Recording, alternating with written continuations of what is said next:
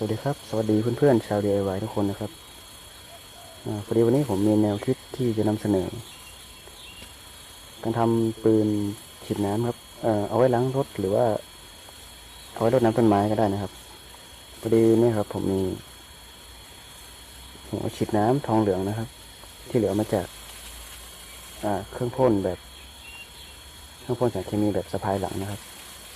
ก็เลยคิดว่าจะนำหัวพ่นตัวนี้มาใช้ประโยชน์โดยต่อเข้ากับระบบ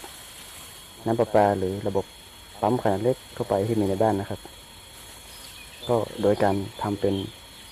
คล้ายๆกระบอกปืนตัวนี้นะครับโดยที่ผมจะเชื่อมต่อเข้ากับข้อต่อเกลียวในขนาด4 หุ่นนะครับซึ่งตัวนี้ข้างในก็เป็นเกลียวทองเหลืองนะครับโดยชิ้นส่วนสำคัญที่หายากหรือว่าผมต้องออกไปซื้อนะครับก็คือตัวนี้ครับเรียกว่านิปเปิลทองเหลืองเป็นเกลียวแบบทั้ง2 ด้านเลยนะครับคือด้านที่เล็กนี่จะขนาด2 หุ่นครับแล้วก็ด้านใหญ่นี่ขนาด4 หุ่นครับตัวนี้ซื้อมาในราคา50 บาทครับส่วนอุปกรณ์อื่นก็คือของที่เหลือใช้ครับจากการต่อระบบน้ำในโรงเรือนของต้นไม้หลังบ้านครับ